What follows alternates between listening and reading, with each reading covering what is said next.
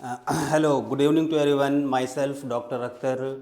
I did my post graduation from Indian Institute of Technology, Kanpur, and after that, I will did my PhD from the same institutions, and then postdoctorate qualified for IISc Bangalore, and then I will be done 2-year job as a research associate scientist in IIT Bombay. Okay, and today I will discuss about the buffer solution. तो आज हम लोग बेटा buffer solution के बारे में पढ़ेंगे कि बफर क्या होता है, what is buffer solution. Buffer solution जैसा कि मैंने यहाँ पे लिखा हुआ है कि buffer solutions are special type of solutions, ऐसे सोल्यूशंस जिसमें small drop of strong acid या small drop of strong base डालने पर वो अपने अंदर होने वाले पीएच का अपोज करते हैं, रजिस्ट करते हैं। ऐसे सॉल्यूशंस को हम लोग बफर सॉल्यूशन कहते हैं। लेकिन बात अगर यहाँ पर देखा जाए माइक्रोस्कोपिक लेवल पे कि पीएच में चेंज क्या आता है कि नहीं आता है, जब हम स्ट्रॉन्ग एसिड या स्ट्रॉन्ग बेस डालते हैं तो पीएच में चेंज आता है कि नहीं। पीएच में चेंज आता है लेकिन वो बहुत ही कम होता है, नेग्लिजिबल होता है। लेकिन जेईई एडवांस में हमारे वहाँ एक बार क्वेश्चन पूछा गया है कि बफर का सलूशन है और उसमें हमने एसिड की जो है अमाउंट डालने से पहले उसका पीएच दिया गया था और डालने के बाद उसका पीएच निकालना था और उसका चेंज हमें निकालना था। तो यहाँ से देखते हैं बेटा buffer solution are special type of solution which resist the change in the pH when small amount of strong acid और base is added to them. Okay, और आगे हम लोग चलते हैं टाइप्स ऑफ बफर पे कि बफर सॉल्यूशन कितने टाइप्स के होते हैं। टाइप्स ऑफ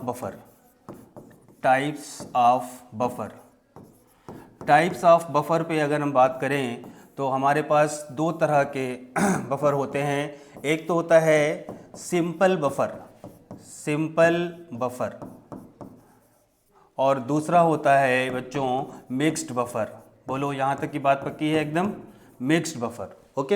एक सिंपल बफर होता है और दूसरा होता है mixed buffer. Simple buffer that will made by the combination of weak acid and weak base. जो वीक एसिड और वीक बेस की कॉम्बिनेशन से बनता है उसे हम सिंपल बफर का नाम देते हैं।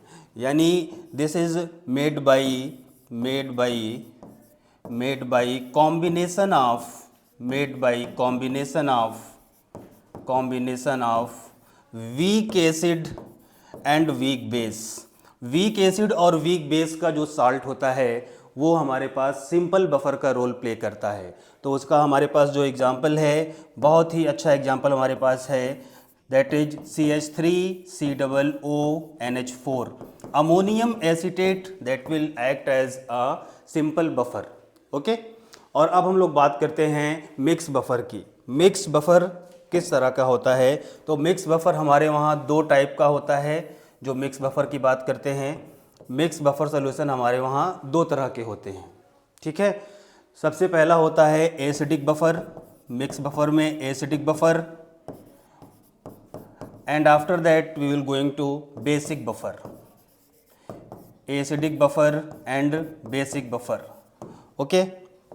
सो अब हम यहाँ पर स्टडी करेंगे वन बाय वन। पहले एसिडिक बफर का और उसके बाद एक बेसिक बफर की स्टडी करेंगे। तो एसिडिक बफर क्या होता है? अगर हमने एसिडिक बफर बोला तो हम लेंगे वीक एसिड और साथ में इसका कॉन्जुगेट, वीक एसिड और इसका कॉन्जुगेट लेंगे, okay.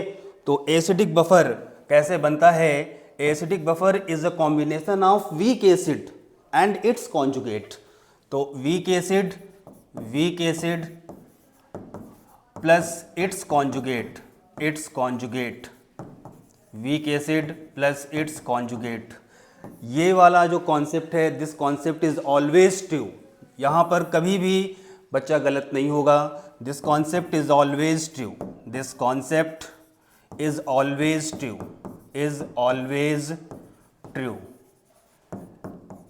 This concept is always true. जैसे कि हम बात करें अगर वीक एसिड की, तो वीक एसिड जैसे ही बच्चा सुनता है तुरंत उसके दिमाग में एक ही नाम आता है, एसिटिक एसिड या फॉर्मिक एसिड या HCN। लेकिन एसिटिक एसिड बहुत ही फेमस है तो हम एसिटिक एसिड लेते हैं CH3COOH।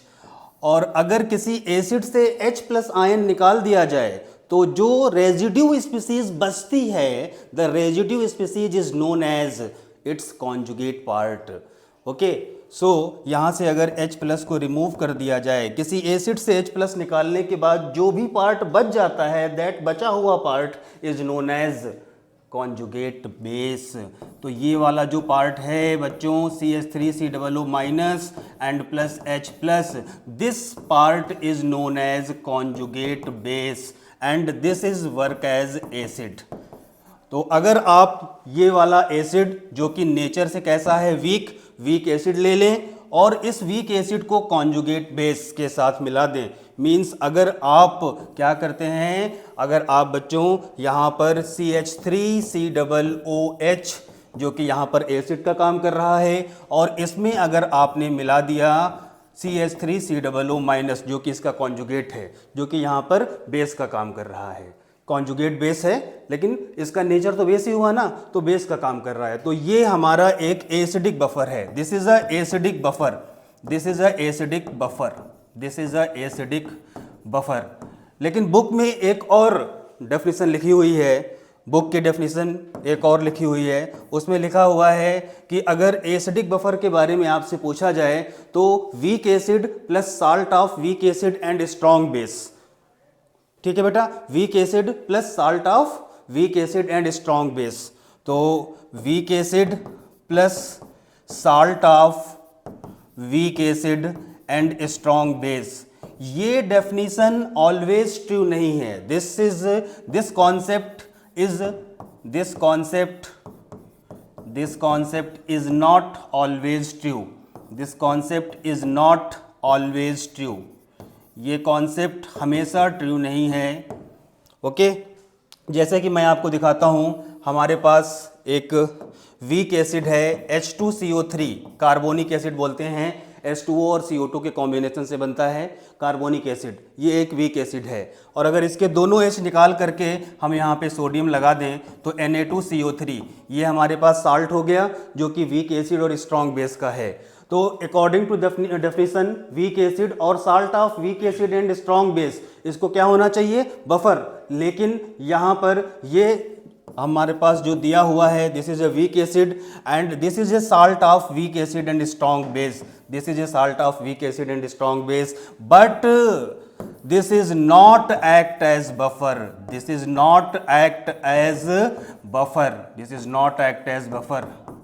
तो क्या गलत पढ़ाया जाता है या गलत बताया गया है? नहीं, गलत नहीं बताया गया है। यहाँ पे कॉन्सेप्ट क्या है, कॉन्सेप्ट ये है बेटा कि this concept is valid, this concept is valid, this concept is valid, this concept is valid only when, ये कॉन्सेप्ट वैलिड होता है सिर्फ कब, जब n फैक्टर 1 होता है, यानी एक H प्लस को रिप्लेस करने तक ही ये वाला कॉन्सेप्ट वैलिड है। यहाँ पे आपने डायरेक्ट 2 H प्लस रिप्लेस करके 2 सोडियम ला के रख दिया है, इसीलिए ये बफर की तरह काम नहीं कर रहा है। तो मैं यहाँ पे लिख रहा हूँ this concept is valid only when n factor will be equal to 1। But मैं फिर भी आप लोगों को यही सलाह दूंगा कि this is a errorless method बेटा, this is a errorless method, कि अगर आपसे कोई एसिडिक बफर के बारे में पूछे तो आप उसको यही बोलिए कि आप एक वीक एसिड लीजिए और साथ में उसका कॉन्जुगेट लीजिए। आप कभी भी गलत नहीं होंगे, कभी भी आप गलत नहीं होंगे। अगर आपसे कोई पूछ रहा है एसिडिक बफर के बारे में तो weak acid plus its conjugate, यहाँ पे हमें जाने की ज़रूरत नहीं है। और अगर आप जा रहे हैं इसके थ्रू, क्योंकि 12th में बच्चों को पढ़ाया जाता है, तो अगर आप जा रहे हैं तो याद रखिए कि n फैक्टर 1 तक ही ये सही रिजल्ट देगा, उसके बाद ये गलत रिजल्ट देने लगेगा। अब हम लोग बात करते हैं बेटा बेसिक बफर की। अब बात करते हैं बेसिक बफर की। What is basic buffer? तो बेसिक बफर की बात करेंगे तो जो भी बफर होगा वो वीक होगा। जैसे एसिडिक बफर तो एसिड हमारा वीक हो गया, बेसिक बफर तो बेस हमारा वीक हो जाएगा और साथ में उसका कॉन्जुगेट लिया जाएगा। जैसे हमारे पास वीक बेस के नाम पे अगर हम लोग बात करें कि वीक बेस के नाम पे हमारे पास क्या है, तो वीक बेस के नाम पे हमारे पास NH4OH होता है और NH4OH एक वीक बेस होता है और ये बहुत ही कम आयोनाइज होता है। इसका अल्फा बहुत ही कम होता है, डिग्री ऑफ आयोनाइजेशन बहुत ही कम होता है, ये बहुत कम आयोनाइज होता है।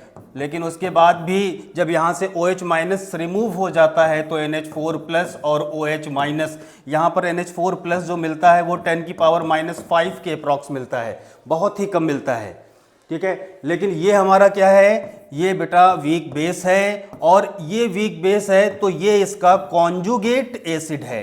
This is a conjugate acid, this is a conjugate acid. Means अगर आपने अपने सॉल्यूशन में, अपने कंटेनर में अगर आपने NH4OH ले लिया और साथ में NH4 प्लस ले लिया तो आप एक तरह का बेसिक बफर प्रिपेयर्ड कर चुके हो, ओके। तो अगर बेसिक बफर की डिमांड आपसे कोई करे, बेसिक बफर की डिमांड कोई भी करे आपसे, तो आप उसको क्या दे दो बेटा, NH4OH और साथ में NH4 प्लस। लेकिन अब यहां पर क्या हो गया, NH4OH क्या है, वीक बेस है, और ये क्या है, इसका कॉन्जुगेट है, ओके। तो weak base plus its conjugate, this concept is always true, ये कभी गलत हो ही नहीं सकता, ये कभी गलत नहीं हो सकता, this concept is always true, okay. तो ये वीक बेस हो गया बेटा, और प्लस इट्स कॉन्जुगेट,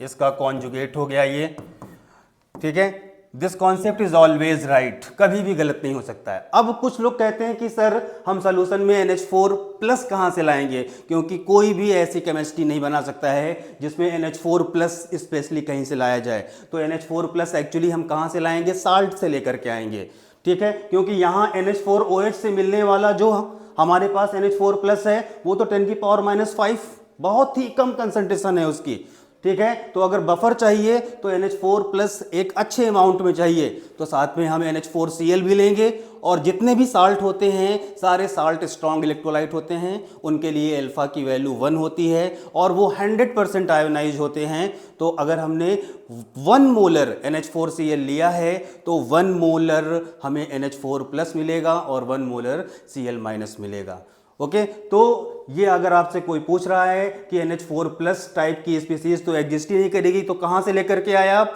तो आप बोल दीजिएगा कि ये NH4Cl से हम लेकर के आए हैं। अब यहाँ पर भी अगर बेसिक बफर के बारे में बात की जाए तो ये पहली डेफिनेशन हो गई कि वीक बेस ले लो और साथ में उसका कॉन्जुगेट ले लो, always true. But second point, अगर आपसे कोई कह रहा है कि वीक बेस प्लस साथ में salt of weak base and strong acid, weak base plus salt of weak base and strong acid, ये भी सही है, गलत नहीं है। लेकिन सही कब तक है, जब n फैक्टर 1 रहे, n फैक्टर 1 तक ही सही है। जैसे ही n फैक्टर 1 से 2 की ओर जाएंगे बस ये वाली डेफिनेशन रॉन्ग हो जाएगी। तो दिस इज वैलिड, यहां पर क्वेश्चन मार्क है कि this is valid only when n factor will be equal to 1, यानी ये वाली जो डेफिनेशन है ये n फैक्टर 1 तक वैलिड है। तो अगर आप मेरा सजेशन मानेंगे तो मैं तो बोलूँगा बच्चों आप इसके थ्रू जाएं कि अगर कभी भी आपको बेसिक बफर प्रिपेयर करना है तो बेसिक बफर प्रिपेयर करने के लिए आप वीक बेस लीजिए और साथ में उसका कॉन्जुगेट लीजिए। बात समझ में आ रही है बेटा? तो यहाँ तक की बात पक्की समझी जाए, यहाँ तक किसी प्रकार की कोई प्रॉब्लम नहीं, ओके। तो हम आगे बढ़ सकते हैं, डन। अब हम लोग बात करते हैं कुछ इंपॉर्टेंट पॉइंट्स की, कुछ इंपॉर्टेंट पॉइंट्स की बात करते हैं कि जो बफर सॉल्यूशन होते हैं, बफर सॉल्यूशन ये मैजिकल सॉल्यूशन होते हैं। तो लोगों ने पूछा कि सर बफर सॉल्यूशन को मैजिकल सॉल्यूशन क्यों कहते हैं? बफर सॉल्यूशन को मैजिकल सॉल्यूशन इसलिए कहते हैं क्योंकि बफर सॉल्यूशन के अंदर एसिडिक पार्ट भी प्रेजेंट होता है और बेसिक पार्ट भी प्रेजेंट होता है। जैसे मैंने आपके सामने ले लिया एसिडिक बफर, तो अब एसिडिक बफर फॉर एग्जांपल मैंने एसिटिक एसिड लिया, तो एसिटिक एसिड और उसका कॉन्जुगेट, तो एसिटिक एसिड CH3COOH और उसका कॉन्जुगेट CH3COO-। तो जो एसिटिक एसिड है उसका नेचर एसिडिक है, लेकिन जो उसका कॉन्जुगेट है उसका नेचर बेसिक है। यानी आपके पास जो एसिडिक बफर है उसके अंदर दोनों कंपोनेंट मौजूद हैं, एसिडिक कंपोनेंट भी और बेसिक कंपोनेंट भी। तो अगर आप ऊपर से स्ट्रॉन्ग एसिड मिलाते हैं तो बफर सॉल्यूशन का बेसिक पार्ट जाएगा उससे लड़ाई करने के लिए, यानी रिएक्ट होने के लिए, उसको ट्रैप करने के लिए। और अगर आप ऊपर से बेस मिलाते हैं तो इसका एसिडिक पार्ट जाएगा उसको ट्रैप करने के लिए। यानी आप एसिड मिलाएं या बेस मिलाएं, कुछ भी मिलाएं, स्ट्रॉन्ग एसिड या स्ट्रॉन्ग बेस, लेकिन लिमिट में मिलाएं, 2-4 ही ड्रॉप मिलाएं, तो पीएच में होने वाला चेंज नेग्लिजिबल होगा। मैं बार बार बोल रहा हूं कि पीएच में होने वाला चेंज नेग्लिजिबल होगा। जो पीएच में चेंज होगा वो नेग्लिजिबल होगा। हम उसको भी काउंट कर सकते हैं और वहां पर भी पीएच का चेंज निकाला गया है, जो कि जेईई एडवांस में क्वेश्चन आ चुका है। ओके, तो buffer solutions are magical solutions. कैसे बेटा? देखो, जैसे हमारे पास CH3COOH है, ये हमारे पास वीक एसिड है, और अगर इसका बफर बनाना है तो हमारे पास और क्या होना चाहिए? CH3COONA। क्योंकि हमें पता है अगर हमने यहाँ पे डायरेक्ट क्या लिख दिया CH3COO-, तो बच्चे पूछेंगे सर एसीटेट आयन आप कहाँ से लेकर के आए, क्योंकि एसीटेट आयन इस फॉर्म में तो कहीं मिलता ही नहीं है। तो हम बोलेंगे भाई एसीटेट आयन हम लेकर के आए हैं सोडियम एसीटेट से। तो ये एसीटेट आयन कहाँ से लेके आए हैं हम? सोडियम एसीटेट से। तो ये हो गया हमारा CH3COONA। तो अब देखो बेटा ध्यान से, ये हमारा है acidic buffer, this is the acidic buffer, acidic buffer. और ये एसिडिक बफर में ये इसका एसिडिक कंपोनेंट है, this is the acidic component, acidic component. बैठ जाए आप लोग please. This is the acidic component and this one is the basic component, this one is the basic component, okay, basic component। तो अगर आप ऊपर से HCl मिलाते हैं, एसिड मिलाते हैं, तो बेस जाएगा उसको ट्रैप करने के लिए, और अगर आप ऊपर से NaOH मिलाते हैं, बेस मिलाते हैं, तो ये एसिड जाएगा उसको ट्रैप करने के लिए और पीएच में होने वाले चेंज को रजिस्ट करेगा, लेकिन एक लिमिट तक ही, उसके बाद नहीं करेगा। उस लिमिट का नाम होता है बफर कैपेसिटी। बफर कैपेसिटी के ऊपर अगर आप चले गए, उससे ज़्यादा आपने एसिड या बेस मिला दिया, तो बफर नहीं रहेगा, अपना नेचर डीनेचर्ड कर देगा। ओके, तो इसी तरह से जैसे ये हमारे पास एसिडिक बफर है, वैसे ही बेसिक बफर भी होता है। बेसिक बफर में हम लोग क्या लेंगे बच्चों? NH4OH, this is the weak base, और इसका कॉन्जुगेट क्या होगा? इसका कॉन्जुगेट होगा NH4+। यहां पे OH माइनस लॉस किया है ना, H+ लॉस करने के बाद कॉन्जुगेट बेस बनता है, और OH माइनस लॉस करने के बाद कॉन्जुगेट एसिड बनता है। तो अब ये बेसिक बफर है, तो बेसिक बफर के अंदर ये बेसिक कंपोनेंट मौजूद है, this is the basic component and this is the acidic component. तो अब इस बेसिक बफर के अंदर भी अगर आप ऊपर से HCl मिलाएंगे, एसिड मिलाएंगे, तो ये बेस जाएगा उसको ट्रैप करने के लिए, और अगर आप ऊपर से NaOH, हम दोनों में स्ट्रॉन्ग की बात कर रहे हैं बेटा, और NaOH मिलाएंगे तो NaOH का नेचर है बेसिक, तो यहां पर एसिड जाएगा उसको ट्रैप करने के लिए। और अगर आपने 3-4 ही ड्रॉप मिलाए हैं तो पीएच में आने वाला चेंज लगभग नेग्लिजिबल ही रहेगा। तो हम यहां पर बात करते हैं। ओके, तो देखते हैं, सपोज लाइक दैट हम यहाँ पे बफर एक्शन की बात करते हैं। What is the buffer action? तो अगर बफर एक्शन की बात करें, तो अगर हम यहाँ पे आपके सामने एक डाटा थोड़ा सा लिख रहे हैं, 0.2 मोलर अगर हमने एसिटिक एसिड ले लिया और साथ में 0.2 मोलर हमने इसका कॉन्जुगेट ले लिया। अब चूंकि हम लोगों को पता है कि जो इसका कॉन्जुगेट है वो अकेला तो मिलेगा नहीं, तो वो साल्ट की फॉर्म में रहेगा, तो उसको ऐसे लिख दिया। यानी एसिटिक एसिड 0.2 मोलर और 0.2 मोलर हमने क्या ले लिया? Sodium acetate.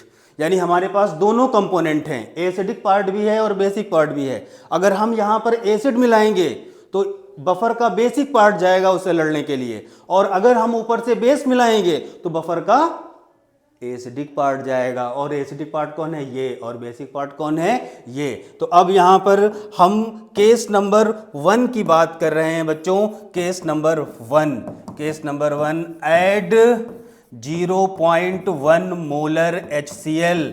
अगर मैंने इस दिए हुए सर्कमस्टांसेस पे, इस दिए हुए कॉन्फ़िगरेशन पे अगर मैंने 0.1 मोलर HCl को ऐड कर दिया तो क्या होगा? तो अब देखें आपने एसिडिक बफर के अंदर HCl ऐड किया है, एसिड ऐड किया है, तो एसिड का वेलकम करने के लिए कौन आएगा? एसिड का वेलकम करने के लिए जो आएगा, एसिड का वेलकम करने के लिए यहां पर बेस आएगा, और बेस कौन है? ये है। तो अब देखिए यहां पर आपने HCl लिया और HCl कितना है? 0.1 मोलर। ओके, और इसका HCl का वेलकम करने के लिए एसिडिक बफर का बेस वाला पार्ट आएगा। तो बेस वाला पार्ट है CH3COONA। अब जितना आपने इलेक्ट्रोलाइट डाला है, एसिड डाला है, उतना ही यहां से आएगा, तो इसका भी 0.1 पार्ट आएगा। तो अब ये CH3COO और ये H प्लस और Cl माइनस और ये माइनस और ये प्लस, तो यहाँ पर आयन एक्सचेंज हो जाएंगे और ये बन जाएगा CH3COOH, और साथ में हमारे यहाँ पर CH3COOH बन जाएगा और साथ में NaCl बन जाएगा।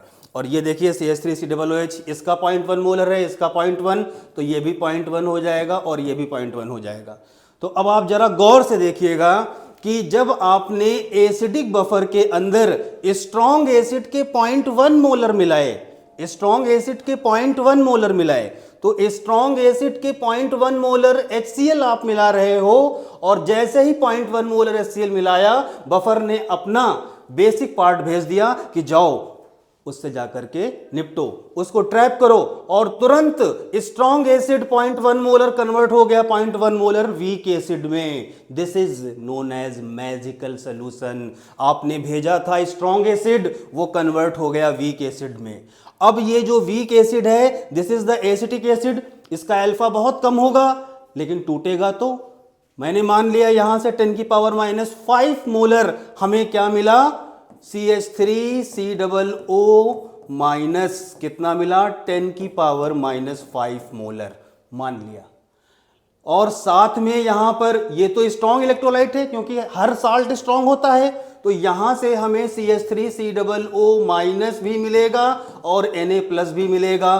तो ये CH3COO माइनस और ये वाला ये कॉमन आयन इफेक्ट भी लग गया। तो पहले तो क्या हुआ सर? भेजा था आपने स्ट्रॉन्ग एसिड, उसको बफर ने कन्वर्ट कर दिया वीक एसिड में, और वीक एसिड के साथ कॉमन आयन भी पड़ा हुआ है, और कॉमन आयन की वजह से वीक इलेक्ट्रोलाइट का अल्फा और डिक्रीज हो जाता है, यानी इससे मिलने वाला H प्लस और कम हो जाएगा। तो अब जो pH में आने वाला चेंज होगा वो वास्तव में नेग्लिजिबल होगा, जिस बात को हम लोग यहाँ पर फील कर पा रहे हैं, एहसास कर पा रहे हैं। ओके, और ऐसे ही हम बेटा क्या करेंगे? जैसे हमने यहाँ पर एसिड मिलाया, हम यहाँ पर बेस भी मिलाएंगे। तो बेस मिला करके देखते हैं बच्चों कि बेस मिला के क्या होगा। तो जब बेस मिलाएंगे बेटा, तो बेस मिलाएंगे तो बफर का एसिडिक पार्ट उसका वेलकम करने आएगा, उसको ट्रैप करेगा। ओके, तो देखिए यहाँ पे केस टू यहाँ पे क्या है बेटा कि हमने यहाँ पर ऐड कर दिया 0.1 मोलर NaOH। ठीक है, शर्त यह है कि जो भी चीज आप ऐड कर रहे हैं वो स्ट्रांग होनी चाहिए। ठीक है, बफर सॉल्यूशन में स्ट्रांग एसिड और स्ट्रांग बेस ऐड करना होगा। ठीक है, हमारे सिलेबस में यही है अभी। ठीक है, तो हमने यहाँ पर ऐड कर दिया 0.1 मोलर NaOH। ओके, अब बेसिक पार्ट हमने ऐड किया, तो बफर का एसिडिक कंपोनेंट इसको ट्रैप करने के लिए आएगा, और एसिडिक कंपोनेंट कौन है? CH3COOH एसिटिक एसिड, और ये कौन है हमारा? NaOH। तो NaOH जितना हम लेंगे उतना ही आएगा, तो ये आ जाएगा 0.1 मोलर यहाँ से। तो अब ये हमारे पास क्या बन गया? CH3COO, और यहाँ से क्या बन जाएगा बेटा? अब बताएं आप लोग, यहाँ पे क्या बनेगा? अगर हम बेस ले लेंगे तो क्या बनेगा? अगर हम लोगों ने एसिड डाला तो बेस आएगा उसका, सॉरी बेस डाला तो एसिड आएगा उसका वेलकम करने के लिए, तो यहाँ पर बन जाएगा CH3COONA plus CH3COONA plus H2O। अब जरा ध्यान से देखिए, what is this? This is a salt of strong base and weak acid. ये स्ट्रॉन्ग बेस है और ये वीक एसिड है, यानी कि ये सॉल्ट बन गया स्ट्रॉन्ग बेस और वीक एसिड का। तो अब यहां पर होगी हाइड्रोलिसिस, और कैसी हाइड्रोलिसिस होगी? एनाइनिक हाइड्रोलिसिस होगी। कैसी हाइड्रोलिसिस? एनाइनिक हाइड्रोलिसिस होगी, यानी कि यहां पर एनाइनिक हाइड्रोलिसिस होगी। एनाइनिक हाइड्रोलिसिस, एनाइनिक हाइड्रोलिसिस यहां पे होगी। और एनाइनिक हाइड्रोलिसिस होगी तो CH3COONA का जो हमारे पास कंसंट्रेशन मिलेगा वो CH मिलेगा। C is the concentration, H is the degree of hydrolysis, और डिग्री ऑफ हाइड्रोलिसिस बहुत ही कम होगी तो यहां पर भी pH के अंदर आने वाला चेंज बहुत ही कम होगा। ओके, अब यहां पर जरा आप ध्यान से अगर देखें तो हमने क्या पढ़ा कि अगर आपने एसिडिक बफर के अंदर, ये यहां पर शॉर्ट ट्रिक है, एसिडिक बफर अगर हमारे पास है और एसिडिक बफर के अंदर अगर आपने एसिड मिलाया, एसिडिक बफर के अंदर अगर आपने एसिड मिलाया तो एसिड बढ़ जाता है। तो यहां पर हम ये यूज कर सकते हैं ए। इसका मतलब क्या? अगर एसिडिक बफर में एसिड मिलाएंगे तो एसिड की कंसंट्रेशन बढ़ जाएगी, और यहां पर अगर एसिडिक बफर में बेस मिलाएंगे तो एसिडिक बफर में बेस मिलाएंगे तो साल्ट बढ़ जाता है। This is the trick.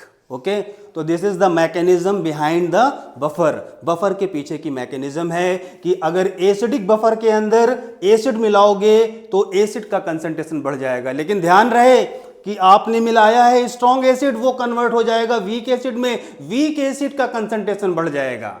Okay, और यहां पर आपने मिलाया क्या है एसिडिक बफर के अंदर? स्ट्रॉन्ग बेस, और वो कन्वर्ट हो जाएगा साल्ट में, और साल्ट की होगी हाइड्रोलिसिस, और यहां पे डिग्री ऑफ हाइड्रोलिसिस बहुत कम होगी तो पीएच में आने वाला चेंज भी क्या होगा? बहुत ही कम होगा। यहां तक की बात समझ में आई? ओके, अब हम लोग बात करते हैं यहां पे, सपोज करें कि हम लोगों ने एक एसिडिक बफर लिया और उसके लिए हम हैंडरसन इक्वेशंस को फाइंड आउट करना चाहते हैं। तो हम लोगों ने एक एसिडिक बफर लिया, नोट यहां पे लिख दे रहे हैं, नोट CH3COOH प्लस CH3COONA। अब चूंकि ये वाला पार्ट तो कौन सा है आपका? साल्ट वाला पार्ट है, ये एसिडिक पार्ट है, तो इस एसिड को लेंगे CH3COOH और ये एसिड आयोनाइज होगा। अब चूंकि पूरा नहीं हो सकता है, इसका अल्फा लगभग 7% होता है, 6 से लेके 7%, तो ये 6 से लेके 7% ही आयोनाइज होगा एसीटेट आयन में और H+ आयन में। तो अगर एसिड के लिए Ka हमें लिखना हो तो बेटा एसिड का Ka कैसे लिखेंगे? एसिड का Ka हम लिखेंगे प्रोडक्ट का एक्टिव मास अपॉन रिएक्टेंट का एक्टिव मास। तो प्रोडक्ट हमारे पास आ जाएगा CH3COO माइनस, और ये आ जाएगा H+, और ये आ जाएगा हमारे पास CH3COOH। अब यहां पर अगर हम देखें तो ये हमारे पास ये एसिड है, दिस इज द एसिड, ये हमारे पास एसिड है, और एसिड से जब H+ लॉस हो जाता है, एसिड से H+ निकाल लो और जो भी चीज बचे that remaining residue is known as conjugate. और यहां पर एसिड से निकला है तो ये कॉन्जुगेट बेस होगा, लेकिन कॉन्जुगेट ही बोला जाएगा, कॉन्जुगेट के नाम से इसको हम लिखेंगे। तो दिस इज कॉन्जुगेट। ओके, तो जहां जहां पे CH3COO माइनस है उसको कॉन्जुगेट से रिप्लेस कर देंगे, और जहां जहां पर CH3COOH है उसको एसिड से रिप्लेस कर दें। तो यहां पर हम लिख देंगे कॉन्जुगेट, और यहां पर H+ की कॉन्सेंट्रेशन अपान ये आ जाएगा हमारा एसिड, और इसको हम यहाँ पर क्योंकि हमें निकालना है क्या? pH, तो H आयन कंसंट्रेशन निकालेंगे, फिर उसका नेगेटिव लॉग ले लेंगे तो pH निकल जाएगी। ओके, तो H ion concentration will be equal to Ka into active mass of acid, active mass of acid upon conjugate का एक्टिव मास, कॉन्जुगेट का एक्टिव मास। अब क्या करेंगे बेटा? यहाँ पे अब क्या करेंगे, यहाँ तक क्लियर है ना? क्योंकि हमें pH निकालना है, तो pH निकालने के लिए हम क्या करेंगे, इसका निगेटिव लॉग लेंगे दोनों साइड। तो take negative log both side, take negative log both side, take negative log both side, दोनों साइडों पे निगेटिव लॉग ले लिया जाए।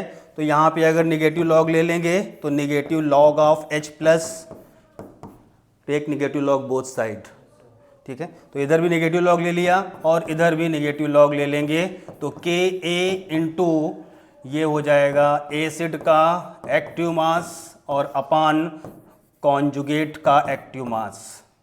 ओके, अब यहाँ पर log A इंटू बी का फार्मूला लगा देंगे और ये negative log H ion that will be goes out to pH and यहाँ पर बच्चा ये क्या हो जाएगा, ये हो जाएगा निगेटिव और log Ka plus log acid का एक्टिव मास अपान कॉन्जुगेट का एक्टिव मास। अब निगेटिव को अंदर भेज दिया जाए तो निगेटिव log Ka और निगेटिव log एसिड का एक्टिव मास और बच्चा कॉन्जुगेट का एक्टिव मास। ओके, और this will be equal to pH। तो अब यहाँ से हम क्या करने वाले हैं बेटा, यहाँ पे अब हम देखने वाले हैं कि pH negative log of Ka, इसको pKa लिख सकते हैं और इस माइनस को प्लस कर देंगे और इस जो डिनोमिनेटर है इसको न्यूमरेटर में कर देंगे, तो प्लस log कॉन्जुगेट की कंसंट्रेशन अपान एसिड की कंसंट्रेशन,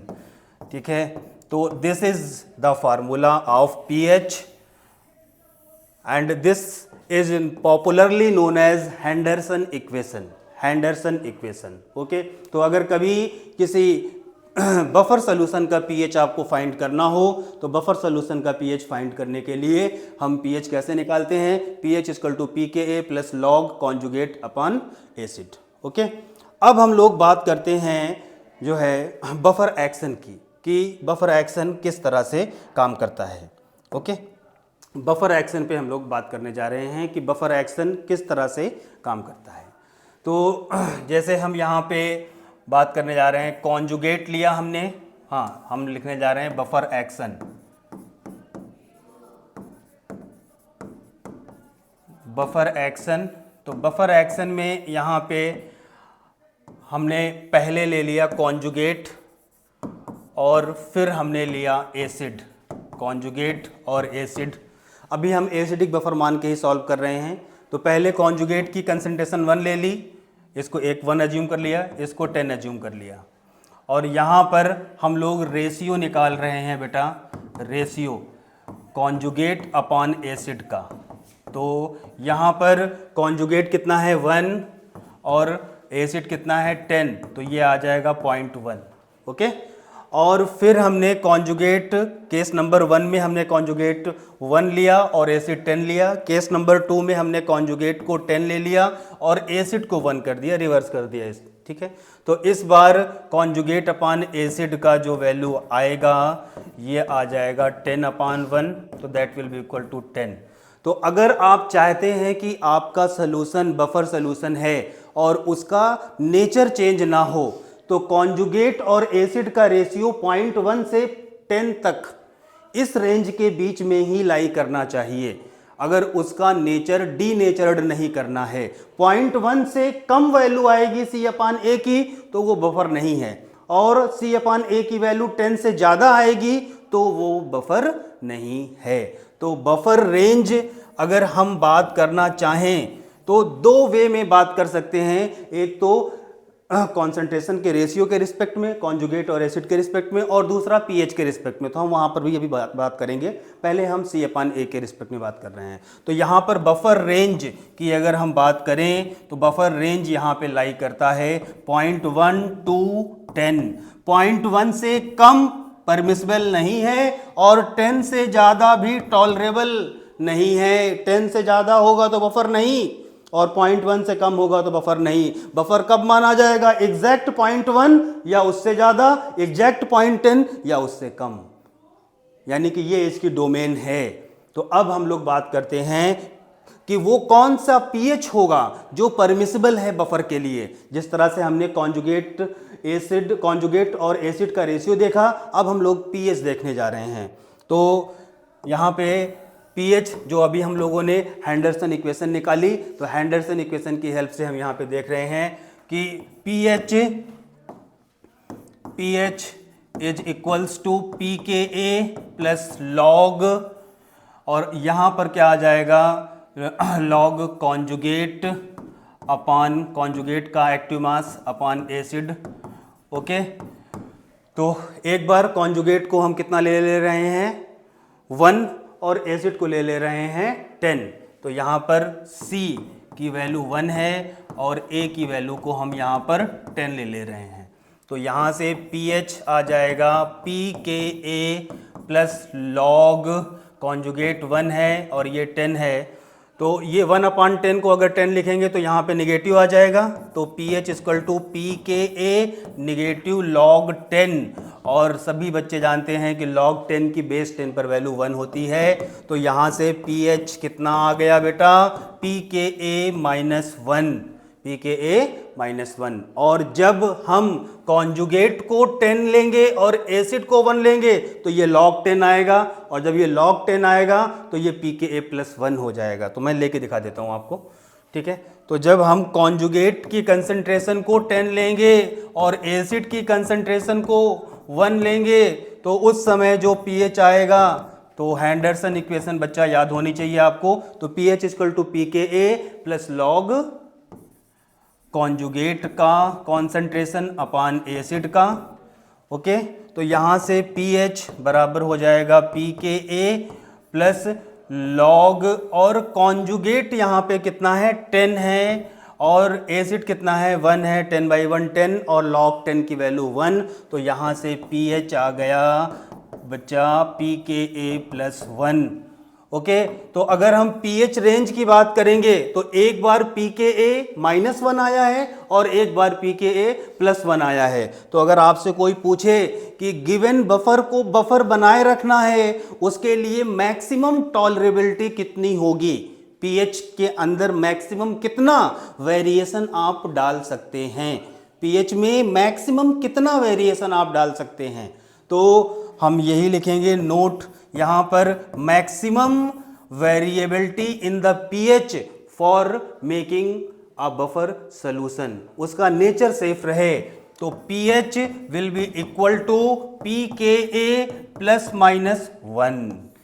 यानी अगर सपोज करिए किसी एसिड का Ka 10 की पावर -3 है तो उसका pKa आ जाएगा 3, तो मैक्सिमम उसका pH 4 तक वो बफर रहेगा और मिनिमम 2 तक pH बफर रहेगा। यानी अगर pKa 3 है तो ये बफर कब तक रहेगा, मिनिमम इसकी pH 2 तक ये बफर रहेगा और मैक्सिमम इसकी pH 4 तक ये बफर रहेगा। जिस तरह से हमने कॉन्जुगेट और एसिड का रेशियो निकाला कि वो 0.1 और 10 तक ही बफर रहेगा, 0.1 से पहले बफर नहीं होगा, 10 के बाद बफर नहीं होगा, वैसे ही ये 2 के नीचे जाओगे तो ये अलाउ नहीं है और 4 के ऊपर ये परमिसिबल नहीं है, बिकॉज जो pH रेंज है बफर के जैसा काम करे उसके लिए pH मैक्सिमम वेरिएबिलिटी pH में हम कितनी दे सकते हैं, pH will be equal to pKa +-1।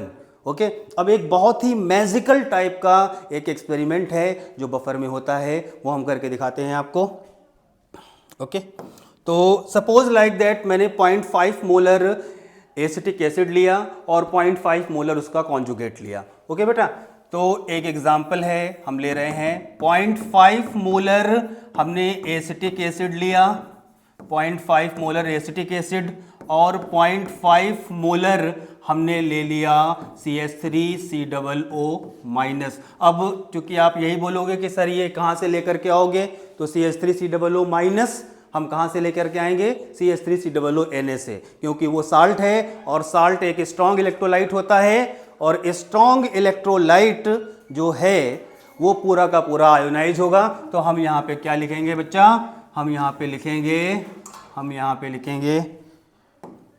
इसको हटा करके यहाँ पे लिखेंगे हम CH3COONA। ओके, और अब इसमें हम HCl ऐड करने जा रहे हैं। क्या ऐड करने जा रहे हैं? HCl ऐड करने जा रहे हैं। तो HCl ऐड करने जा रहे हैं। ओके, तो पहली बार हम लोगों ने इसके अंदर 0 मोलर HCl ऐड किया, 0 मोलर HCl ऐड किया। तो एसिटिक एसिड का जो कंसंट्रेशन है और उसके बाद सोडियम एसीटेट का जो कंसंट्रेशन है और उसके बाद कॉन्जुगेट अपॉन एसिड का जो रेशियो है,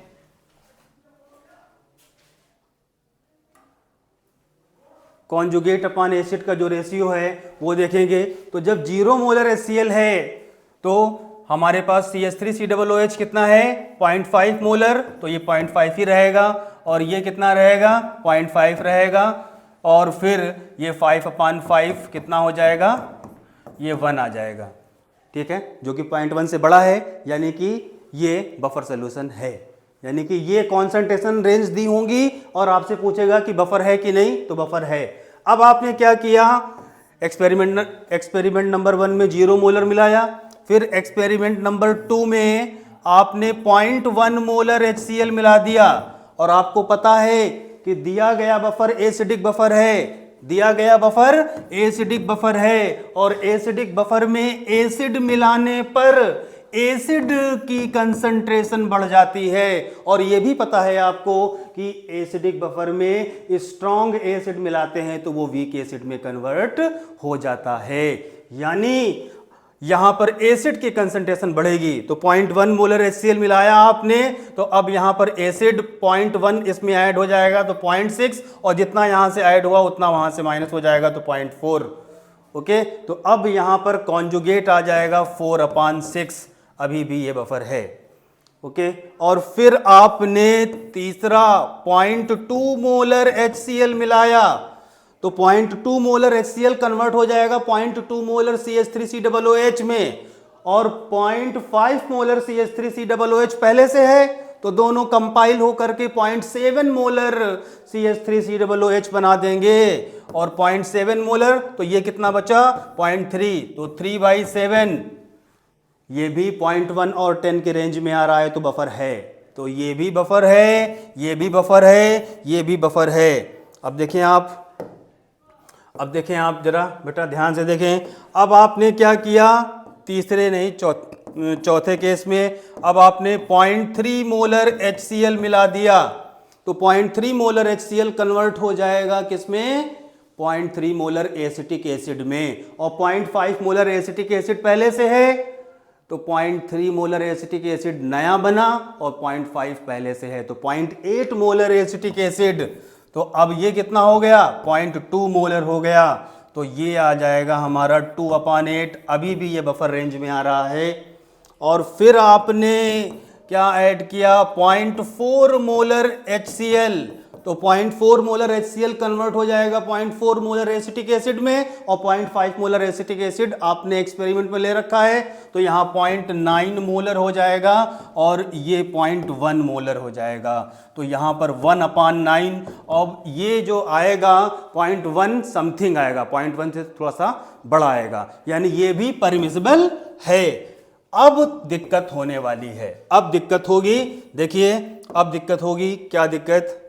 अब आपने एक्सपेरिमेंट नंबर 6 0.45 मोलर HCl लिया तो 0.45 मोलर HCl ये strong acid 0.45 molar acetic acid में कन्वर्ट हो जाएगा, और 0.5 मोलर एसिटिक एसिड पहले से है तो 0.5 और 0.45 तो ये आ जाएगा 0.95 मोलर एसिटिक एसिड, और ये आ जाएगा 0.05।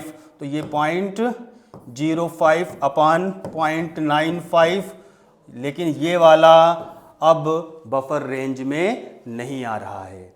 तो यहां पर हमने क्या देखा? यहां से हमें क्या सीखने को मिला? यहां से हमें यह सीखने को मिला कि अगर हमने, यहां से हमें क्या सीखने को मिला बेटा? कि अगर हमने कोई बफर लिया है और उस बफर में जो वीक एसिड है उसका जो कॉन्सेंट्रेशन है और जो उसका कॉन्जुगेट है उसका जो कॉन्सेंट्रेशन है, अगर दोनों 1:1 के रेशियो में हैं तो लड़ाई बराबर की होगी। तो लड़ाई कैसी होगी? बराबर की होगी।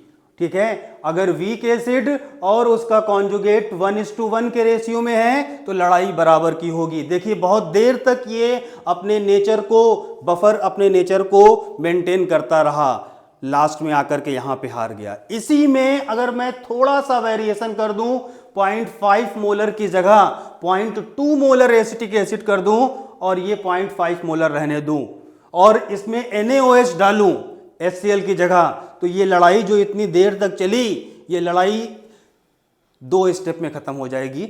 अब वो भी मैं करके दिखा देता हूं आपको बेटा। ठीक है, तो देखें यहां पे मैंने 0.2 मोलर एसिटिक एसिड लिया, एसिटिक एसिड 0.2 मोलर और इसमें 0.5 मोलर CH3COONA ले लिया। ओके, और अब इसमें हम ऐड कर रहे हैं 0.1 मोलर, हम इसमें ऐड कर रहे हैं NaOH को। अब चूंकि एसिडिक बफर है, बफर चाहे एसिडिक हो या बेसिक हो, दोनों टाइप के बफर में दोनों कंपोनेंट होते हैं, एसिडिक और बेसिक दोनों। तो अब इसके अंदर एसिडिक कंपोनेंट ये है और बेसिक कंपोनेंट ये है, और आपने मिलाया है बेस, तो बेस को ट्रैप करने के लिए आएगा एसिड। ओके, और वो एसिड कन्वर्ट हो जाएगा किसमें? साल्ट में, यानी यहां पे साल्ट की कंसंट्रेशन बढ़ेगी। तो अब देखिए एक्सपेरिमेंट नंबर 1, इसमें आपने 0.1 मोलर NaOH ले लिया, NaOH ऐड किया, 0.1 मोलर NaOH आपने ऐड किया। अब यहां पे देखें एसिटिक एसिड है, सॉरी यहां पर CH3COONA और यहां पर हो जाएगा CH3COOH और यहां पे कॉन्जुगेट अपॉन एसिड का रेशियो। तो अब देखें यहां पे हमें पता है कि अगर एसिडिक बफर में हम बेस मिलाते हैं तो ये कॉन्सेप्ट हम जानते हैं कि एसिडिक बफर में स्ट्रॉन्ग बेस मिलाएंगे तो वो साल्ट में कन्वर्ट हो जाएगा, यानी साल्ट की कंसंट्रेशन बढ़ेगी, और अगर साल्ट की बढ़ेगी तो रिस्पेक्टिव एसिड की घटेगी, क्योंकि टोटल मास तो कांस्टेंट ही है ना। तो यहां पर 0.1 मोलर NaOH मिलाया मैंने, तो यहां पर 0.1 मोलर NaOH, अब ये 0.5 मोलर पहले से था तो अब ये हो जाएगा 0.6 मोलर, और एसिड कितना 0.2 में से 0.1 घट जाएगा तो ये बचेगा 0.1 मोलर। तो कॉन्जुगेट कितना है 0.6 अपॉन 0.1, यानी ये आ गया 6, यानी ये बफर की तरह अभी काम कर रहा है। और अब आपने केस नंबर 2 लिया और केस नंबर 2 में आपने इसको 0.2 मोलर मिला दिया NaOH, और अगर 0.2 मोलर NaOH हम मिला देंगे, 0.2 मोलर अगर NaOH मिला देंगे तो 0.2 मोलर NaOH 0.2 मोलर से खत्म ये हो जाएगा, तो ये पूरा का पूरा इसे खत्म कर देगा। तो हम थोड़ा सा इसे कम मिला रहे हैं 0.15 मोलर, और 0.15 मोलर NaOH 0.15 मोलर CH3COOH को खत्म करेगा। तो यहां पर CH3COOH बचेगा 0.05 और ये हो जाएगा ये कितना हो जाएगा आपका 0.6 और NaOH 0.65। और जब इसे आप सॉल्व करेंगे कॉन्जुगेट अपॉन एसिड का, तो कॉन्जुगेट यहाँ पर आ जाएगा 0.65 और एसिड 0.05, तो ये कैंसिल हो जाएगा, 5 1 जा 5 और 5 13। तो मैंने कहा था ना कॉन्जुगेट और एसिड का रेशियो 0.1 और 10 के बीच में होना चाहिए, तो ये 13 आ गया, यानी अब ये बफर नहीं रहा। तो ऐसा क्या हुआ कि ये एक स्टेप में ही लड़ाई हार गया और इसके पहले वाला केस 5 स्टेप तक लड़ाई लड़ता रहा? ऐसा सिर्फ इसलिए हो पाया क्योंकि वहां पर एसिड और उसके कॉन्जुगेट का कंसंट्रेशन 1:1 के रेशियो में था, और यहां पर एसिड और कॉन्जुगेट का रेशियो 2:5 के रेशियो में है। तो मैं आपसे सिर्फ इतना कहना चाहूँगा बच्चों कि अगर हमें बेस्ट बफर बनाना है या बफर की इफिशियंसी बेस्ट करनी है तो एसिड और उसका कॉन्जुगेट अगर एसिडिक बफर है तो 1:1 में होनी चाहिए, और बेस और उसका कॉन्जुगेट अगर बेसिक बफर है तो वो 1:1 में होना चाहिए। अगर आप 1:1 में लेते हैं तो बनने वाला बफर, उसकी इफिशिएंसी बहुत अच्छी होगी, वो बहुत देर तक अपने नेचर को सस्टेन रखेगा। लेकिन अगर आपने इस रेशियो को डिस्टर्ब किया तो बफर का नेचर सस्टेन करने का जो ड्यूरेशन है वो कम हो जाएगा। तो ठीक है बच्चों, इसी के साथ ख़त्म करते हैं। Okay, thanks to everyone, thank you.